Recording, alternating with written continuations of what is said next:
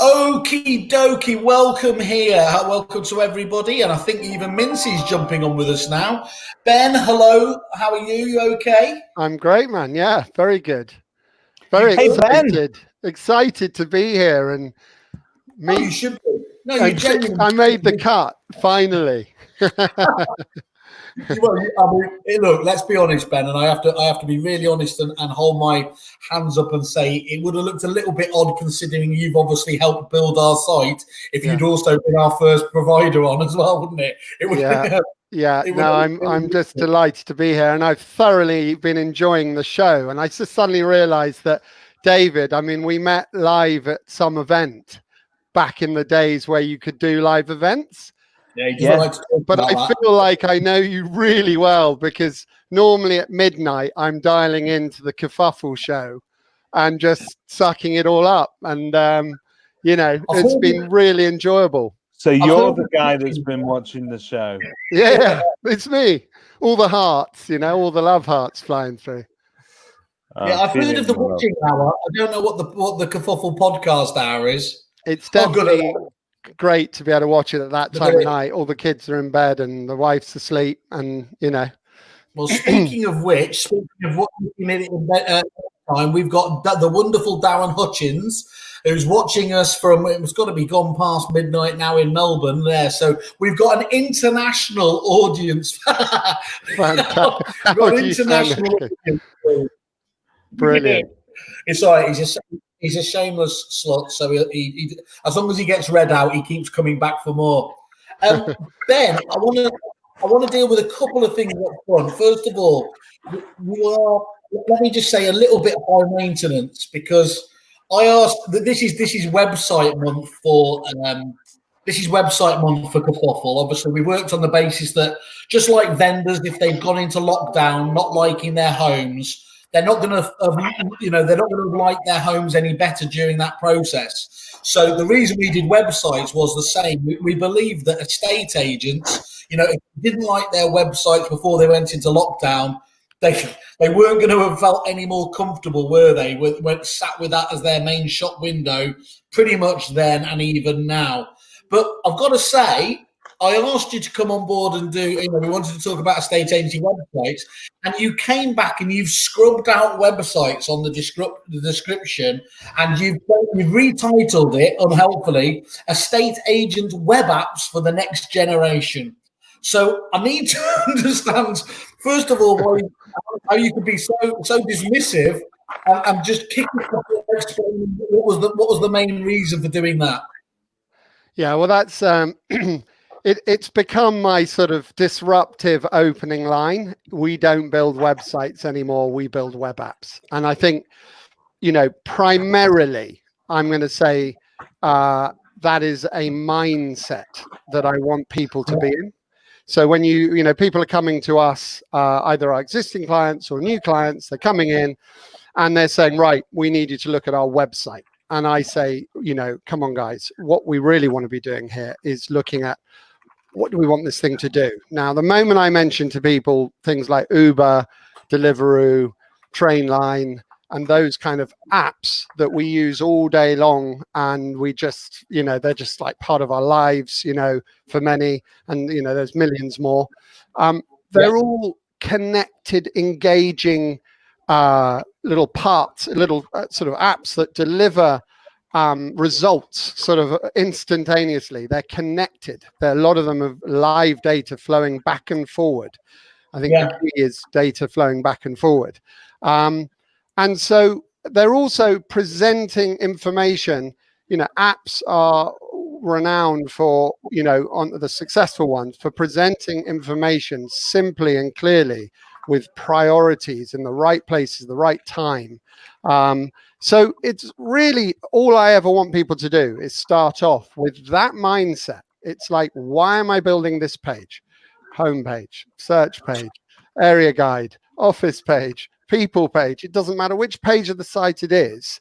Yeah. What's it doing for you? And how, when I'm on my phone, which all our clients were hitting 65% mobile traffic, where's the buttons? Where's the message? How clear can it be? And is it reacting with me in a sort of thoughtful, timely manner. So that's the sort of honest to God basis of why I've been saying that for the last year or two. I always caveat that with, I'm not specifically meaning an app as in Android, iOS, although for some of the bigger players, I think there is a place for it. I mean, obviously, dare we say the word right move these days, they've got enough action going on there to warrant you downloading an app, However, since I've been saying that line, we have been driving towards actually looking at the sort of progressive app, which is, it's still a responsive website, but it's built in such a way that when you save that to your home screen, the browser's gone. And this whole thing is interacting with you in a very app-like manner. Driving on like Mobile Jet, Simon. In Mobile Jet. Yeah. Like Mobile Jet. So basically it's an icon. It really is your browser pretending to be an app that sometimes works. That Simon built that. That's right. I wanted to give him the credit he deserves. Well, if you can still see the URL bar, then it is pretending to be a web app. But if you can't, then isn't that the key to it? That basically apps, it's all about how it's presented in terms of optimized for the platform that you're using. So on your phone, for instance, again, you're not going to see a URL.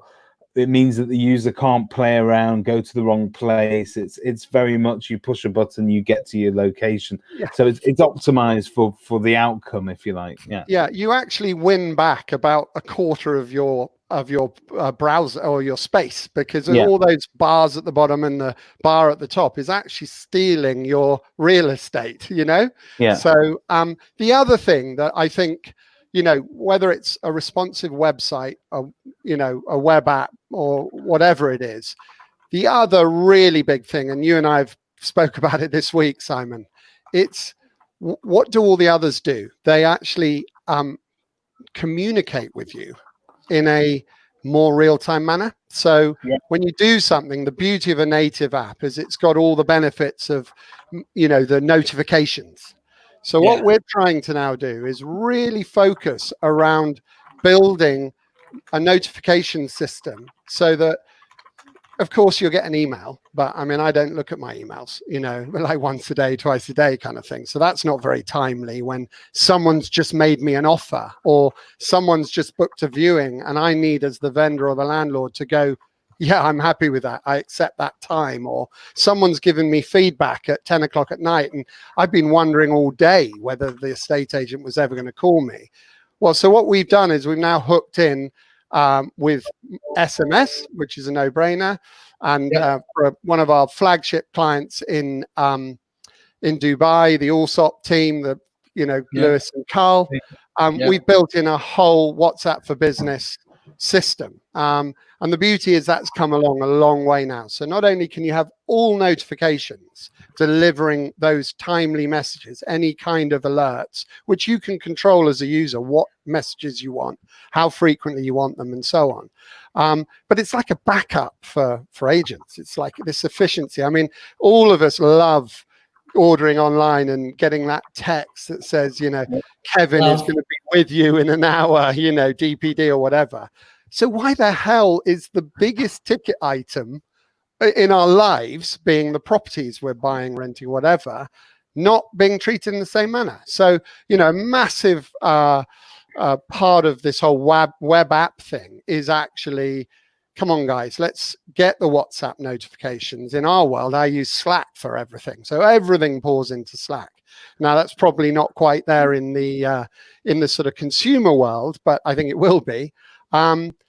So, that's broadly it. But a lovely little sort of another kind of API integration-y thing was another thing I know that you love, Simon, that we've done in this lockdown period.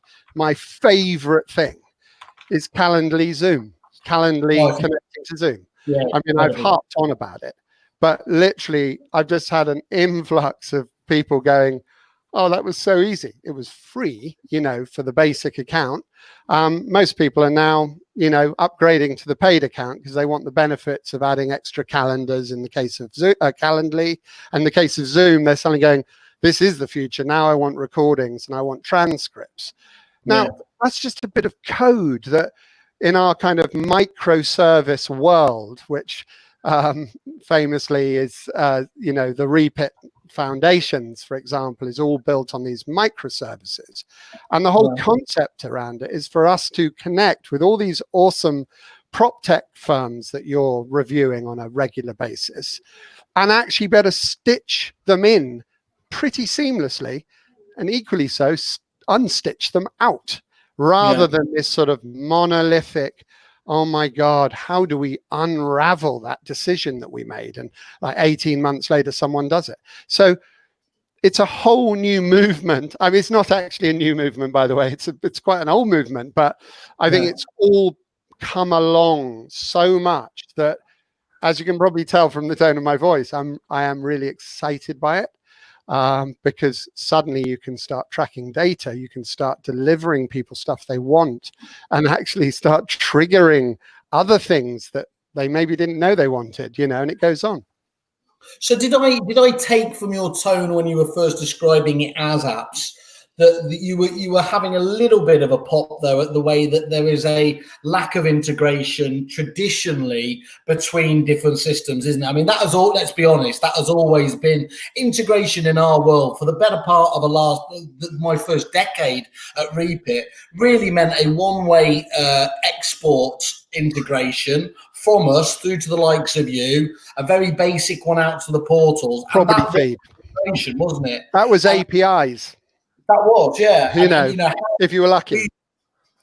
We used to talk about flexible APIs because you could have then customized fields and, different quality of images. But really, that's how bland the flavor was. And of course, what got everyone caught out was that explosion of prop tech in particular, which suddenly didn't have the integrations in place, did it? Which was obviously lagging so far behind the consumer world, whereas you quite rightly say all 300 apps or whatever you had on your phone integrated not only with natively the Android or Apple systems, but also many times with each other.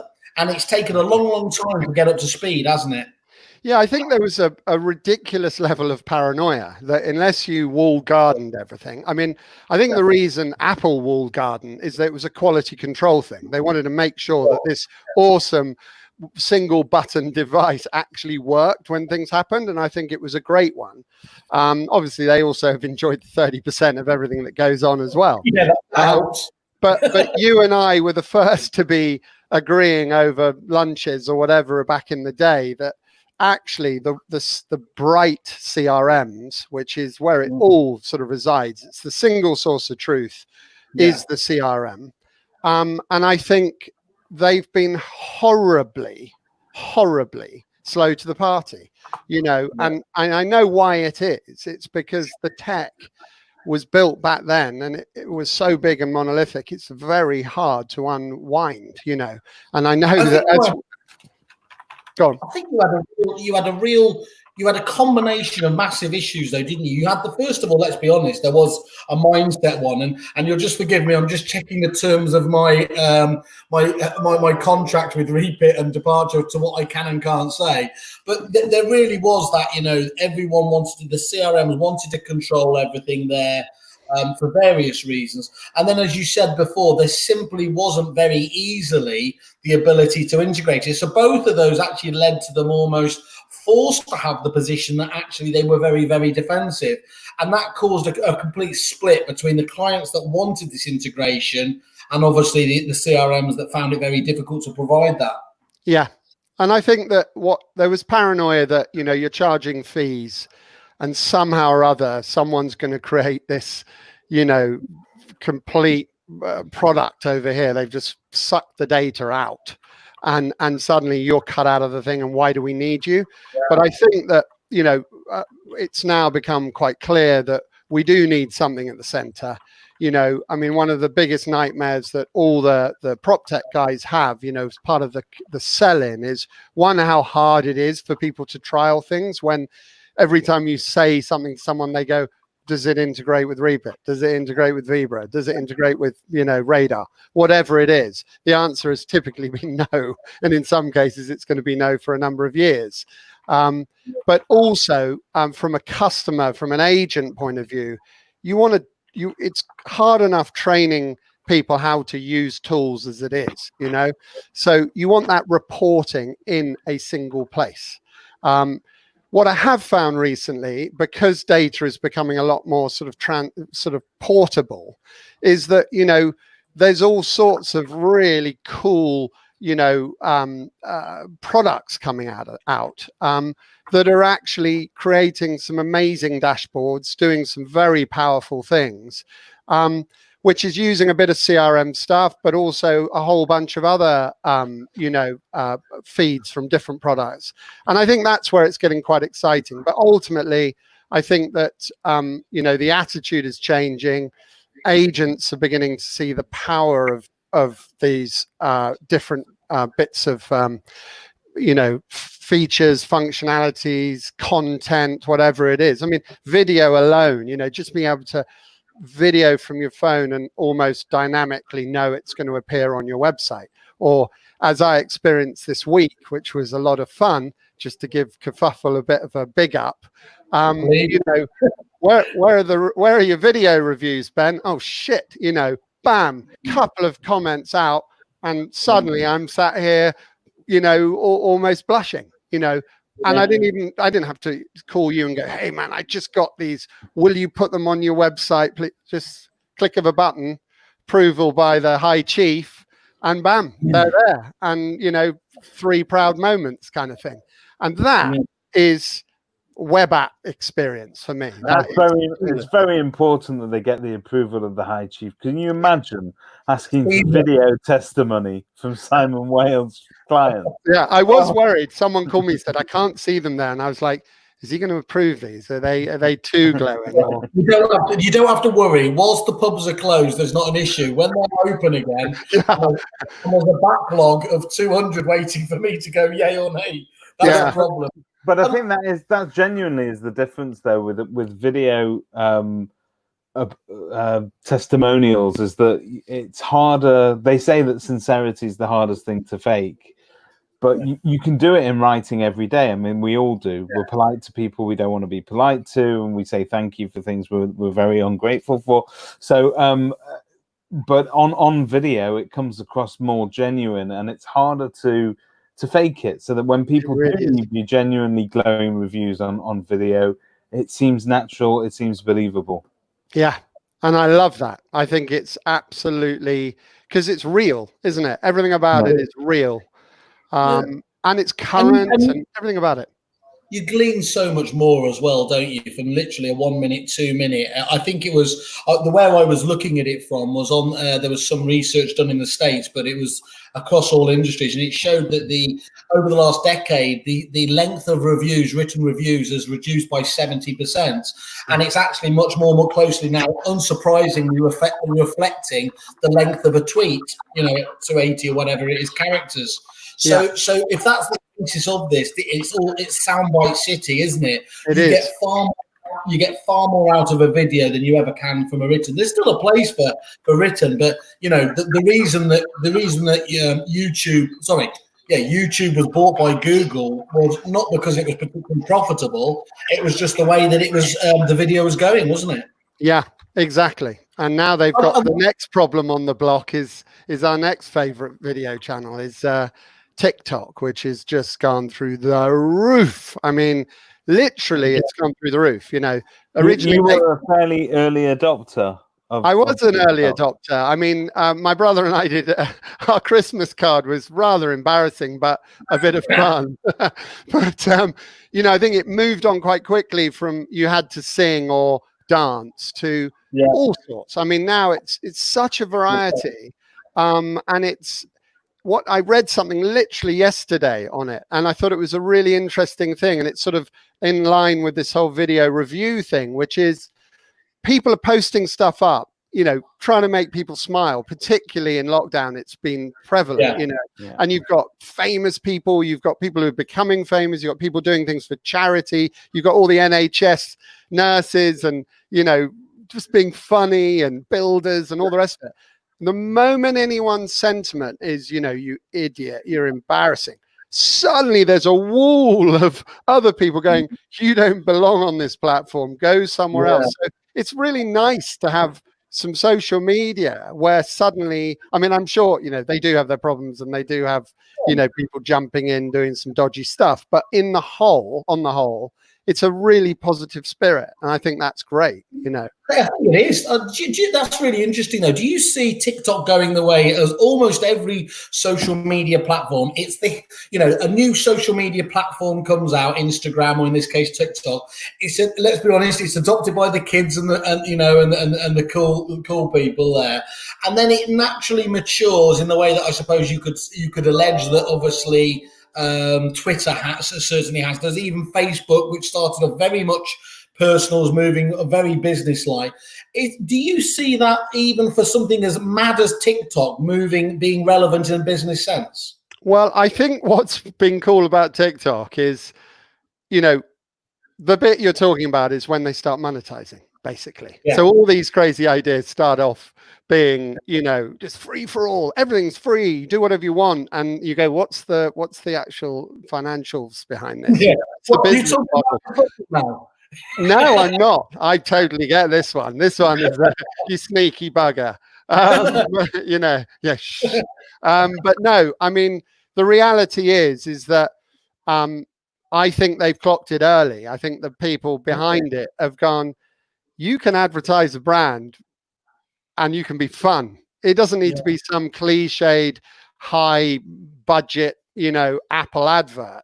But it can be someone doing something crazy, wearing their AirPods, in a sort of, Red Bull extreme kind of manner or lunatic way or whatever. So it's engaging with audiences in a very human way. So there's kind of no rules, really. Yeah. And I think so they'll just make money. It's hard coding and on every social platform, the key is to go viral, isn't it? And more than anything else, it's easy to do that on TikTok, isn't it? It is.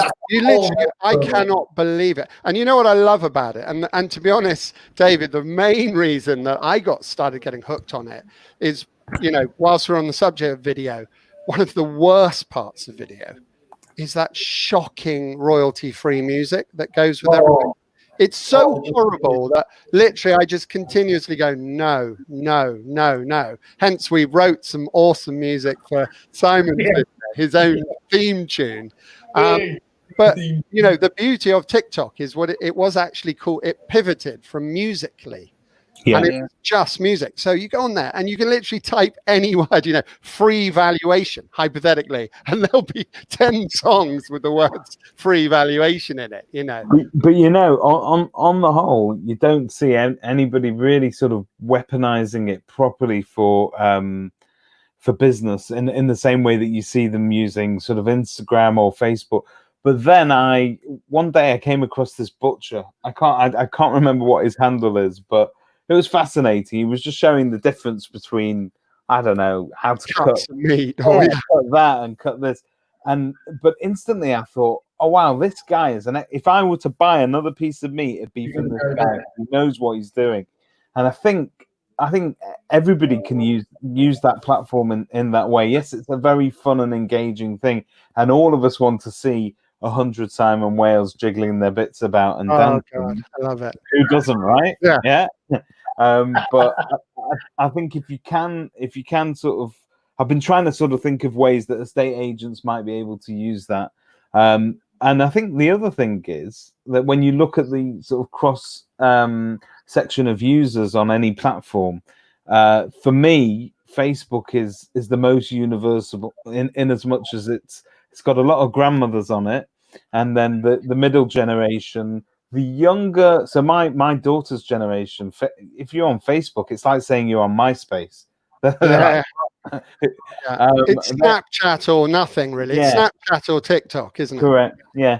And so I think you probably need to sort of get into the habit of duplicating your content across different platforms. You do. And if you just fancy an argument, then you just use Twitter. Yeah, and if you're really just wanting to wind people up, you put a rather crazy TikTok in LinkedIn. Oh, right. LinkedIn has got to be all very sober and a bit boring. And so suddenly, when I see a sort of wall of Simon Wales going like that, it's like great. You know, I find LinkedIn so irritating in as much as it's everybody's a guru, everybody is a thought leader, everybody's advising you that in every video that you shouldn't be selling, you should be helping, and you should be reaching out, all that sort of stuff. And I think it's in itself. I think if you look at, I mean, I look at a lot of Chris Watkins stuff, and he goes into detail about what a LinkedIn algorithm likes. So for instance, it doesn't like likes and shares, it likes comments. I mean, there is an argument that it's a good Chris Watkins scam, isn't it? Whatever you do, just keep writing in my post, over and over again, liking and commenting, and keep copying people in. Never leave here. And when I'm famous and I'm on my yacht, I'll send you a quid. We've exposed you here today, Watkins. We know, we see you, Watkins. We're all going with it, though. This is why I like Ben. He sees beyond what the rest of us see. Can I just let me just read out, David, on their website how Starberry describe themselves, because I think this always says a lot. And it says Starberry is a decentralized constellation of digital creatives and tech gurus whose mission is to create awesomeness and deliver results for our clients and their customers in real estate, prop tech, property finance, and many others. I mean, for me, that just nailed it. Don't stop. I'm almost there. Keep going. Are you knocking me off this channel now after that? No, I am. You know, I'm your biggest fan in terms of everything else. We got our first question here, actually, Ben. We got it from Rob. Hi, Rob.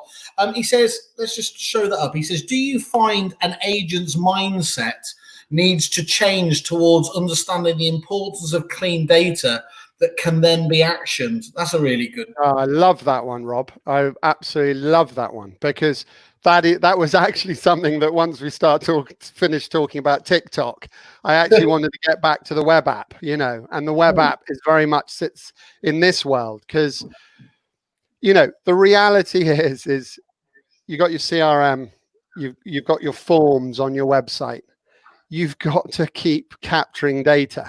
Don't keep asking for the data over and over again. So one of the big breakthroughs, it's not a breakthrough, it's a no-brainer, but everyone who's got a website out there, put this in there, which is, let me log in. I said, we're gonna do this for you too, by the way. Let me log in with my Gmail, my Facebook. I'm in.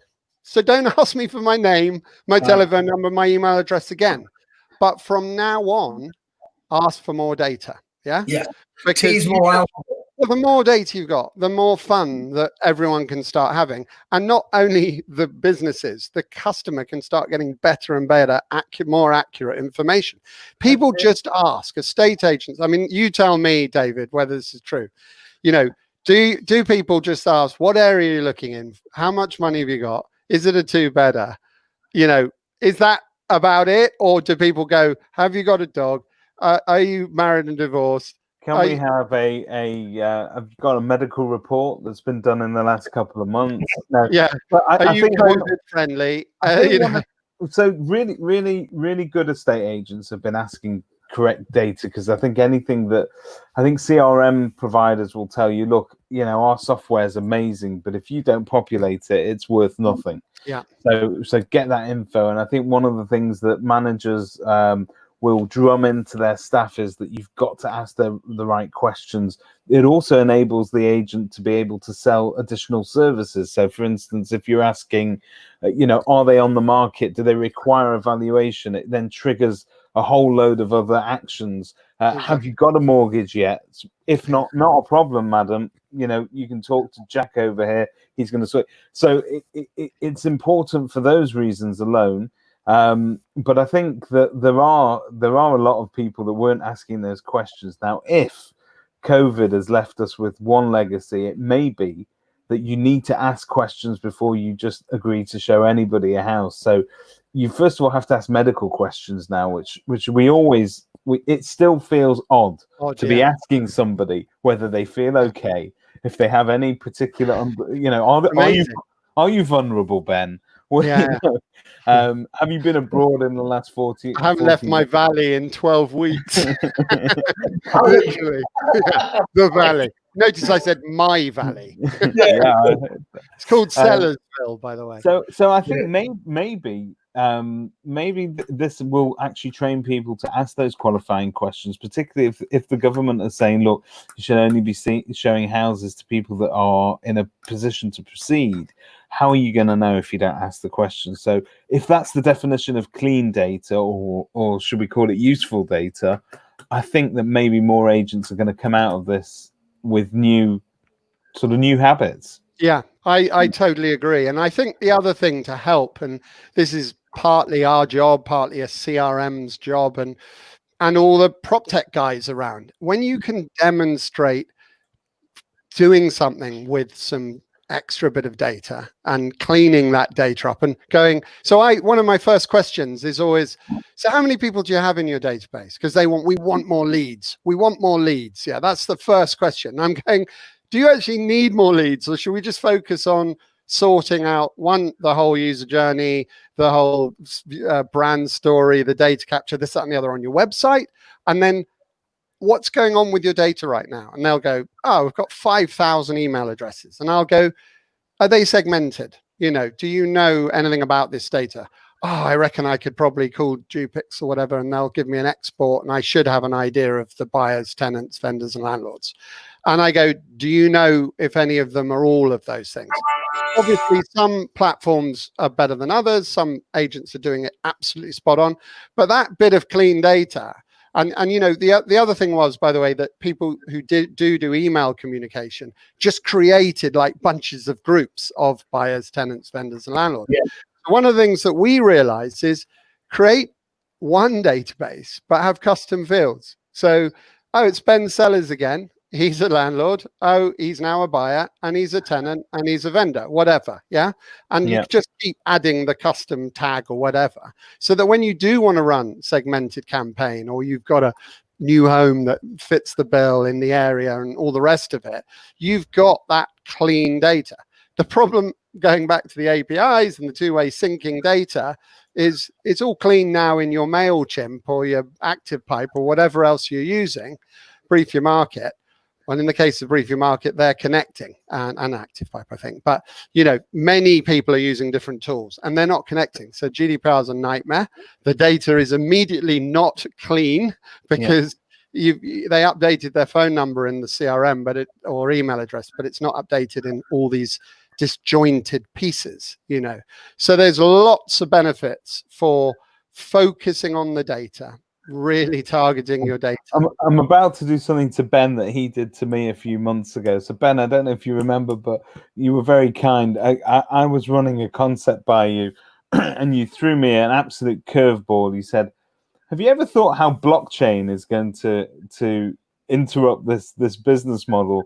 And I went away and I thought, blockchain, what's he talking to me about Bitcoin for? And I went into more detail, and it was mind blowing. I mean, I literally went away and had to rewrite the whole of this plan.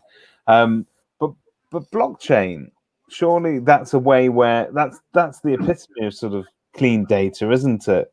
It's one record that cannot be altered. It can't be shifted. It can be altered, but it's not from a centralized place. It's decentralized, a bit like Starberry, meaning that it's on servers in multiple locations. So half the reason why governments have been so slow to it is they can't bury that piece of paper that said this or that, But it's funny that I'm glad you brought that up, because Russ and I, my brother and I, are absolutely crazy for it.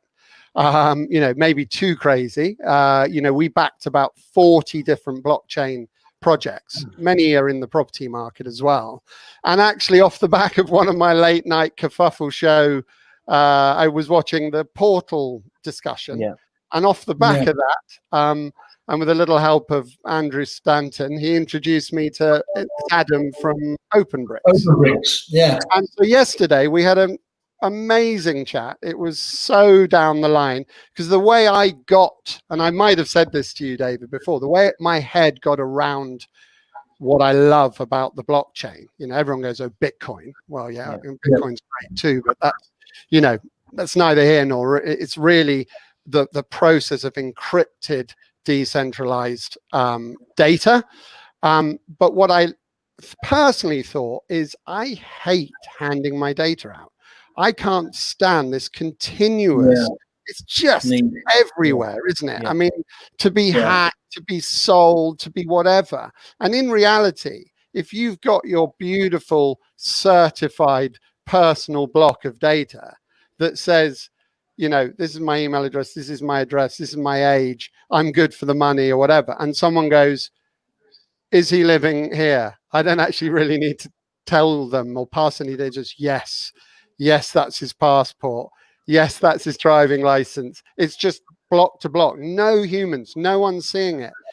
It just makes your mind just go crazy. And so, you know, I had a lovely chat on OpenBricks. I actually think that it's a brilliant idea, and there's loads of other concepts going on out there. And I think that it will be the coming together. I mean, our business in the old days was e-commerce. We got really big into e-commerce, had 150 people.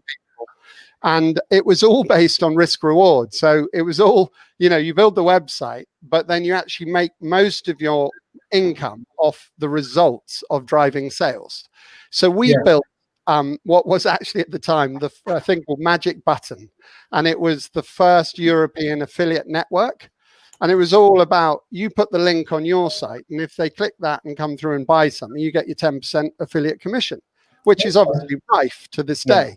The only problem is, we all know, it's all got a bit of a workaround. It's like, oh, thanks, Simon. You know, you brought that to me, and then I go around the houses, or they go around the houses, and they come in another door. It's not tracked. But if you start with everything, so if we agree that we're on the blockchain, we're Jenny on the block, you know, we then anything I do, whoever I go to first, traceable. It's traceable, and I just love that. So and that's what I loved, and that's what you saw it straight away, that the concept we were sort of working on, it because you're working on trust, and because our industry is built very much on trust. So why do you choose an agent? Hopefully you're choosing that agent because you trust them to sell your property. Why are you selecting that particular buyer? Well, you trust that they have the wherewithal to purchase the property, and that they're going to do exactly as they said they were going to do. And I just think that if there's one industry that needs a bit more trust injecting into it, it's definitely the property industry, and taking away the ability for people to bend the rules, if you like, because they're just it's so straightforward. But to me, where it falls down, and I think where it's limited, is the fact that it needs to be connected into at the highest level. So it needs to come from sort of land registry all the way down to and it's coming, David. It's seriously coming. On the way. I mean, you know, a lot of the sort of third world countries have embraced it in a faster way than we have. But, you know, right now, all the national health stuff is going on there. You know, there is land registry stuff going on there. You know, I know a lot of the sort of, one of the areas that's probably the quickest win is that whole letting process. Because we don't need to, and even, to be honest, in sales, like, when was there a search done? You know, well, it was actually done about a week ago. So why the hell am I doing another search again? I think the blockchain could cut out sales progression incredibly. I almost think it could be the nirvana, you know. You think about it, or has he got money for a mortgage? Has he got this? Has it got subsidence? All that bullshit that goes on. It's actually being recorded in a single place that all of us can access. And Simon, you'll love it, because it's probably one of the most socialist concepts there are out there, because really on a micro level, one of the reasons it's so popular in developing countries is that there's a lot of people out there that are unbanked. They don't have to get a bank account in these places. It's a nightmare. But everybody has one of these. And as long as you have one of those, then you can get onto the chain and you can become banked. You have access to money. You can save money for the first time instead of shoving it under your mattress. You're not subject to the whim of governments. It's, to me, it's a great concept. It's very powerful, and what I really love, and some of the things we backed was exactly that. By the way, the unbanked, yeah. So they've got their mobile phones. And, it might be a coffee plantation in the middle of Kenya. Yeah. And when you actually see the journey of that piece, that, bag of coffee and what this guy got versus that guy, versus that guy, versus that guy, all the way to Sainsbury's, it's embarrassing, Whereas if his is registered at the beginning, you could actually get it from A to Z without any of the middle ground at all, or with a fair, we talk about fair trade. But equally so, all this sort of vying for new revenue for estate agents, they can competently introduce you to Sky and Virgin and whatever, and Virgin can't cut them out. They don't even pay them. The blockchain pays them. It just gets paid. So the money gets paid on the block and it gets divvied out to 100 different people, So a business that works on referrals, say like Kerfuffle, maybe, perhaps, that could introduce the blockchain element as well to trade referral. Let's do it. I look forward to catching up on our Monday meeting and you can explain it all to me again. Just Rob's got another question here, which I think actually is still linked to what we're talking about here. Is an interesting one is where can personality data like that be stored in a CRM that can be used for marketing instead of just sitting in notes? One of the interesting things you were just talking about before is that dynamic that you've got. A lot of systems, the CRM systems now, do have the ability to have a myriad different fields. Segmentation is possible, but therein lies the problem, because without you being able to tease that information out there, you end up with a lot of fields with bugger all data in there, and actually all the clever marketing you want to do from that segmentation can never happen. So how do you concentrate on that element of it? Is it simply that you need to have something like this in place and then work on the marketing itself? Well, you either do that, you've either got to export it with all that on a, if we're going a bit old media, which is sadly in where we're sort of still at, I'm dreaming about the fully connected, but in the short term, you have your clean a data, as populated as possible, either when it comes in. So I think that there's a massive opportunity where, as we all know, these leads pour in from the portals. And they get the SLA of a phone call, an email, another phone call, and then they're like, that's just a bloody tire kicker, and it's gone, yeah? But actually, if you put some automation in place to push, an email, a phone call, a text, an email, a nurture program, and then when you push out with those things and using tools like Typeform, for example, that ask those questions. So a lot of people use forms, but forms are very rigid. They're either horribly big, and it's like, oh my God, if I got to fill that, I abandon the form. Or they're intelligent, so that have you got kids? Right. Well, the next 10 questions have completely changed because you've got kids, those systems that use, sometimes you go to register on a website and they say you can use your LinkedIn profile, you can use your Google profile, your Facebook. Effectively, that's just pulling all that data, isn't it? All that data. So if Facebook knows that you've got 6 kids and 12 wives, it'll answer those questions for you.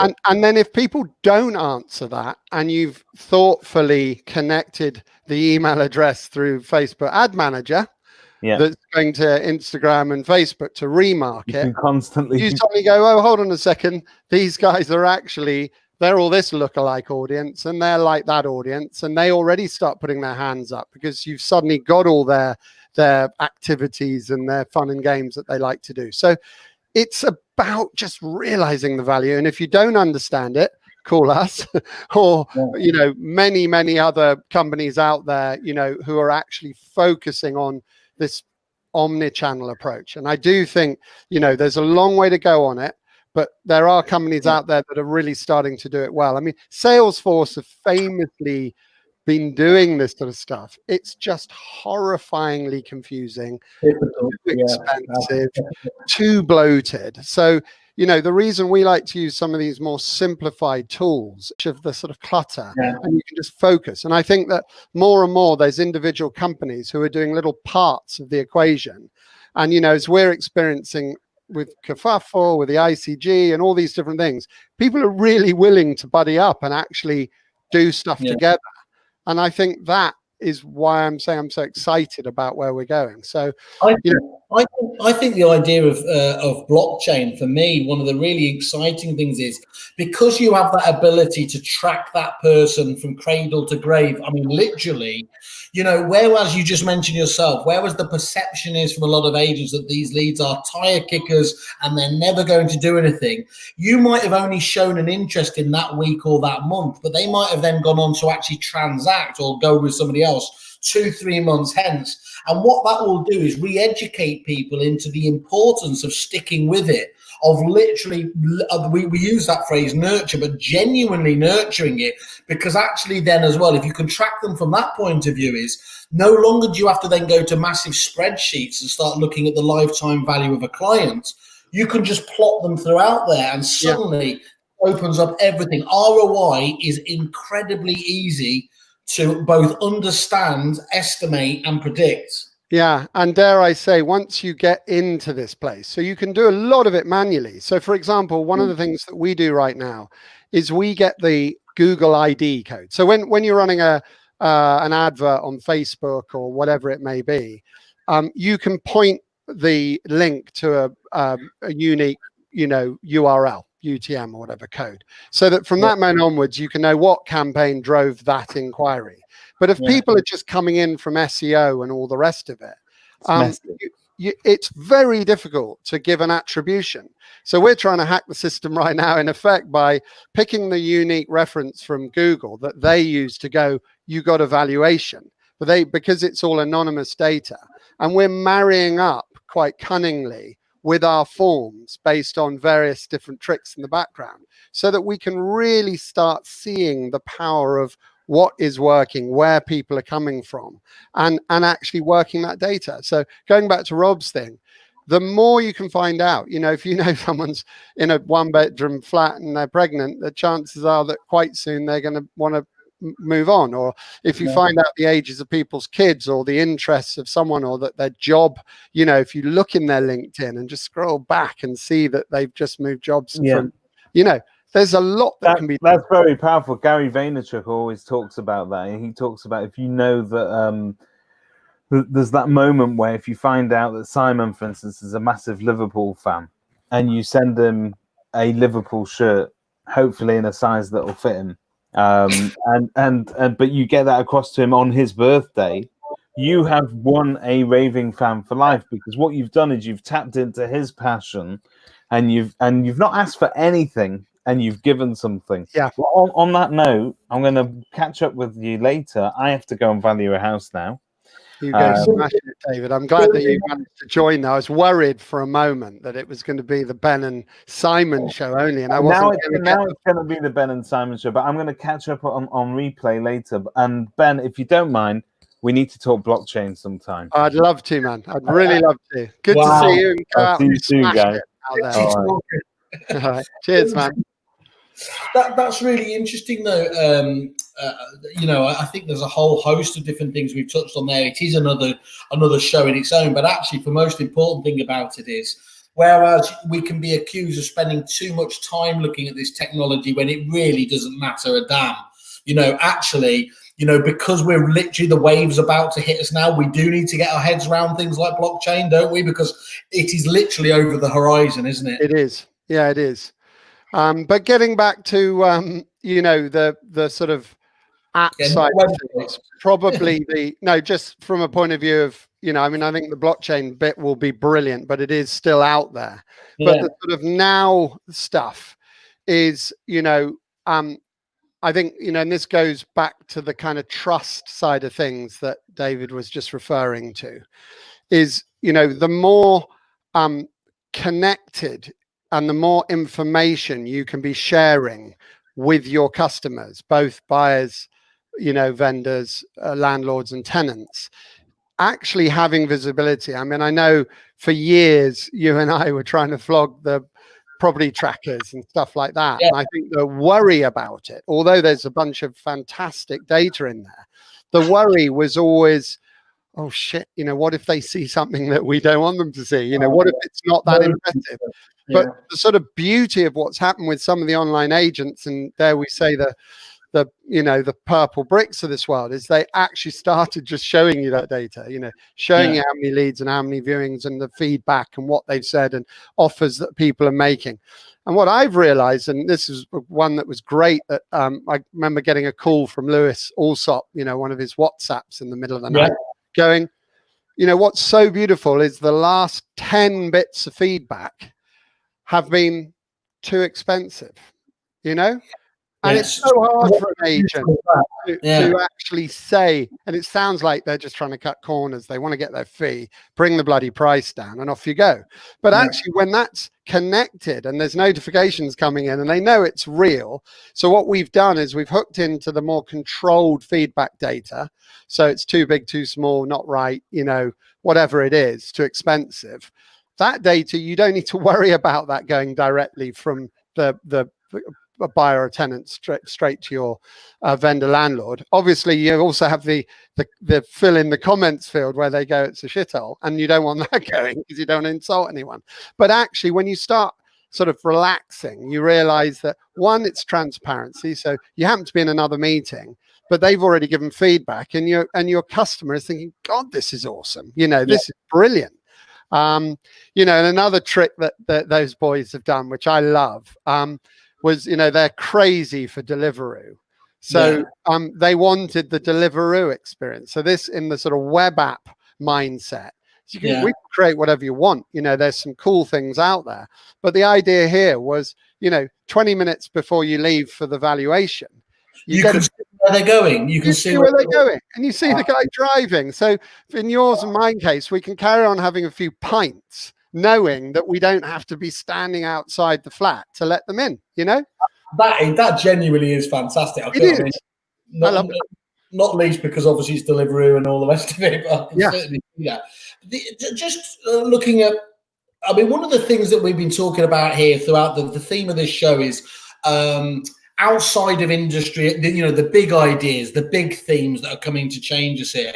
And one of the biggest challenges I think we face is that, of course, a lot of agents want to look at a web company that, they feel like they don't want to look at companies from a state agency because they want something so different, so weird.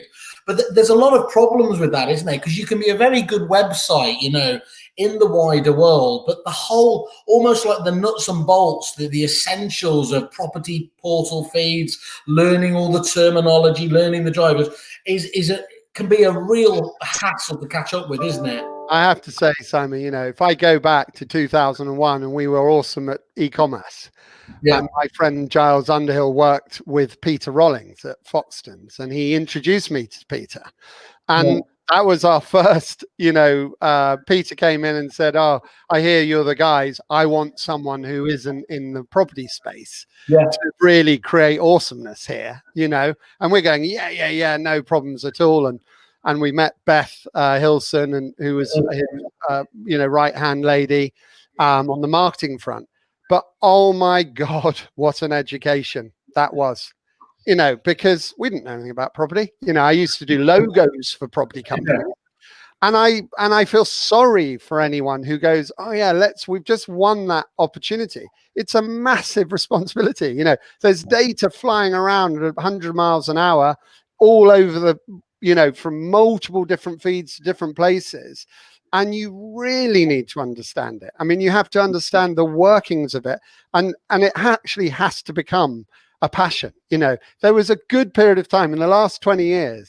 I think it's only the last 5 that we went, bugger it. If you can't beat them, join them, And as you know, it was only when I grabbed your shirt tails last year that I actually did the full whale time. I actually did all the shows.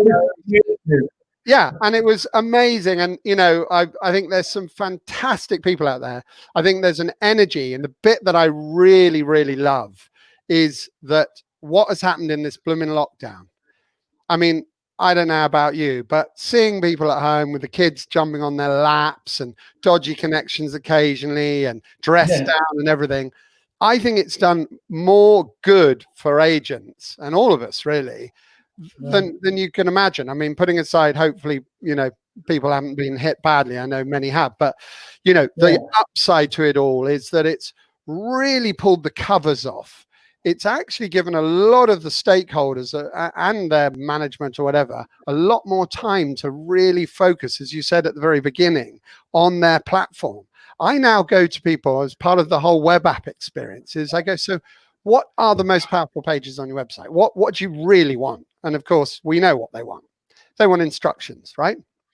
Well, you go to 99% of every single estate agent website, including sadly many of ours, but we're trying to make good of that very quickly, and go to the why sell with us, why let through us, you know, pages. Where's the video of the best guy, you know, the killer, Simon from Robinson Jackson? You know, I saw him once. Awesome, you know, so inspiring. And you go, you're hired, you know. I need him on that page. And I need a button right below going, book a video call with me right now, you know. And it's just not there, you know. And it's like, guys, it's incredible that, isn't it? When you just say that, so many of those pages, the About Us page, doesn't have a call to action in terms of, you know, you've just read about the business there, and then it just leaves you to go and have a look at the rest of the site, doesn't it? Rather than that time to get all over it. But it never stops as well. If you go to the area guides, it's just 3 pictures to describe Chelsea. No, I've been Chelsea for 30 years. I'd need about 1,000 pictures and, you know, 24 hours of video to show you all the nooks and crannies. So all I'm asking for is 2 minutes or 1 minute of video. And suddenly you look like a company who actually has embraced it. So you'll get your web app is engaging and it's keeping people on your site, you know. So, you know, I think that there's so many things to consider. So that's a key element there in terms, you know, be very, very careful. Although they might have some, you know, genuinely some killer ideas, they've got to have all the basics. Otherwise, you'll never get round to those really the bits that make you different. So another thing I'd say is then when people are looking at web projects, what are the big no-nos you would say, the advice you'd give to agents to watch out for when consulting for a new web partner? Well, I think that there's a big piece of discovery, which is, you know, what's going on? Where are you right now? You know, what's happening with your existing website? What's happening with, you know, all your competitors' websites? What do you as stakeholders want at the end game? What are the metrics? What are the KPIs? What is the marketing ROI? I ask people, do you know what your marketing ROI is? You know, what would you pay me to get you an instruction? For buyer, for tenant, you know, for a vendor, a landlord. They don't know that. Then it's like, what's your brand story? You know, and with Peter Knight, he's famous for this, you know, and he actually got me on stage to talk about it. But I mean, it's just something that people have got to understand. They've got to create a story. And without repeating myself, but I think I have to repeat myself just to deliver the message, is Lego houses, keys and handshakes and pictures of property. Describe your services is a cop-out, and it's sadly on 95% of websites out there. So really think about what you want. Don't come to the table and go, I need a good-looking website, because actually what you need is a good-looking website that tells your story with super rich content, with a keyword strategy, with a content architecture that's super fast, is found by Google, on social, capturing data, and going on and on and on. But that's what you need to do. You need it to link with your CRM, two-way sync. Go on. I was just about to. You hit one of the most important ones there. That again ties back to what we were talking about before. The days of one way feeds I mean, they should have been dead years ago as it is. But really, what it does is, if you're looking to have a two-way sync between the web company, which has got to be one of your, essential providers of your, if not the essential provider of an estate agency, linking with that other essential provider, the CRM, because otherwise, you'll recognize this yourself. If you look at most estate agents here, they have three very distinct pots of, if you like, client data. They have the CRM system, which often will have, converted archive data. Sometimes, by the way, just to destroy myself there will be two of those, because of course there'll be one for sales and one for lettings. They don't often. Yeah.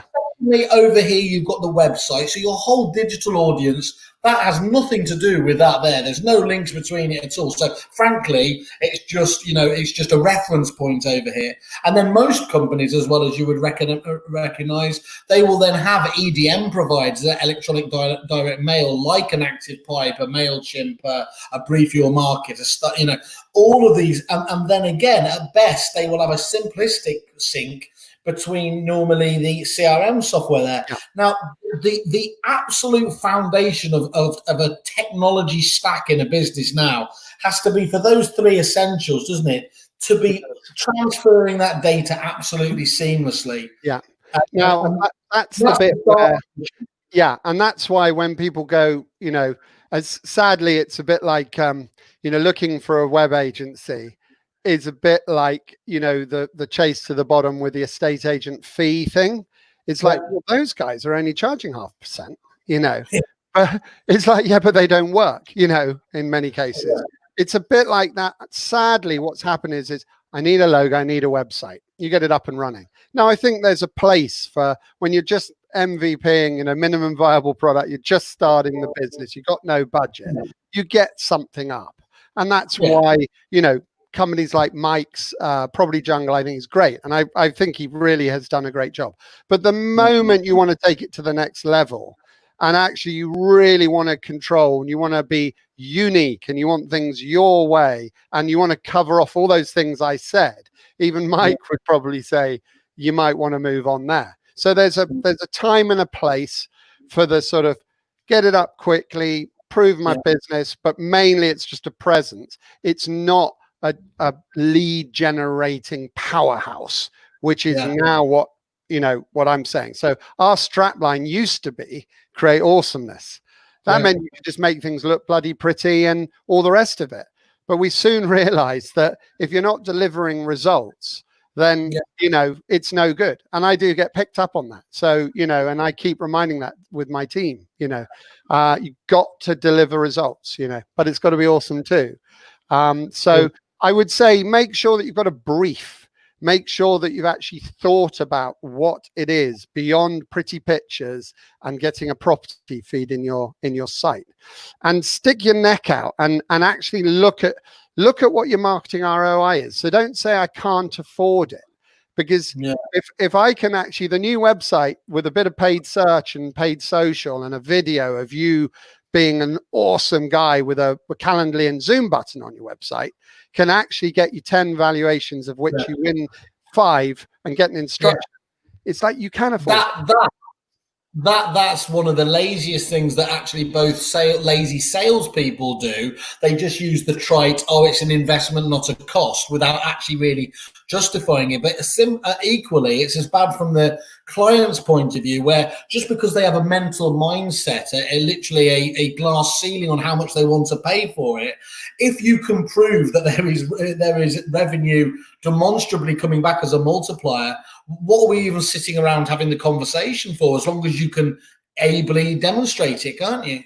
Exactly. And that is what we're striving to do. And that's why I think that we've got the excitement now coming, because all the data's coming in. So for example, another one on that note is you might have Yomdel, right? Awesome chat, a whole bunch of different great companies, Moneypenny, all of these different companies out there doing different aspects depending on what price bracket you're on and what service you're wanting. But from my point of view, I love those tools as long as I can get all that data, because I don't want Ben or Simon coming in there and us dumbly not knowing that we now need to add to there, or them actually putting their hand up that, by the way, I've got kids from an email that I sent them, and I said, hey, use the low crating schools map. And suddenly they're all clicking. So I know they've got kids because they're looking at schools. All that data's got to be joined up. The more joined up it is, the more powerful you are, and the more you can knock your competition for 6, you know? And that again is a really good point, isn't it? The public are getting very unforgiving because I think some people, and quite rightly, you know, some people probably abused with email marketing systems. You know, they'd phone up straight away and say, I see you've just opened our email. Yeah, that's stalky shit and it's the wrong way. But actually, there is a good demographic of the population now that understands how a lot of this works. And actually, if you haven't taken the time, energy, and indeed investment to put into these systems where you should know more about us, they're going to say, is this really the right company I want representing me? Yeah, because it's all, you're setting an example all the time. This is how I'm going to deal with the leads that for your property, you know. So and likewise, if that's how you got dealt as a buyer and a tenant, I mean, we all know that buyers and tenants become vendors and landlords. So you've just got to treat everyone with with more thought. I think people are very, very good there's a lot of estate agencies who've got these great places, good brands. They're all looking slick. They're very upfront in person and some really good processes. But if you can connect that with the tech, and I think there was a lot of, you will have cropped up with this. There's a lot of people were worried at one point that, you know, agents wouldn't be needed, you know, the apps would do it all. But you know, I even thought once upon a time we could just build something that would just stop, everyone could sell their own property. It's just not happening. You know, there's a place for everyone. I think that there's some interesting, you know, now the tech's getting more and more intelligent, the kind of Uber effect of estate agencies. And again, from the COVID thing, they can work from home and I actually don't need as many branches and they can plug in and, they're just good at that part of the equation, you know, the franchise model stuff. I think the classic example of this, and why I think again these CRM companies have found it difficult. You know, they've genuinely have seen that they have to change. Not for a small part, that actually the dynamic of prop tech companies that were actually being that were starting up have moved away from techie geniuses who, let's face it, don't know their arse from their elbow about property, to people like, I think he's watching today, the likes of Christian Byfield, Kai Wheatley, people who have been frustrated with the fact that the CRM doesn't do a particular niche particularly well. So they have, and it's a horrible, wanky phrase, but liberated to go out and solve that part of it. So you're not going to, you know, from a CRM perspective, you're not going to say, sorry, Mr. Customer, we're not going to allow you to do it, because you haven't even met their requirements, have you? You haven't stepped up to the plate. So there's a really, really interesting dynamic here. And I always look, I don't want to say I saw the way it was going, but I definitely did, because as a salesperson, I understood that if I was selling, you know, the CRM software now, I wouldn't even be concentrating on what we did. I'd be demonstrating the depository. I'd be exactly. demonstrating area, Kai's area, and you know, just figuring out what are the agents actually using their business, and say, this is how we integrate with them. That's how that information is passed here. This is why you don't need to rekey the information in here. And repick, it does the basics in the background. Or whatever it is. Yeah, crunches the numbers, you know, and it can be a powerful thing. And I think that's what Reapit have seen. And I really am, you know, excited what they're doing.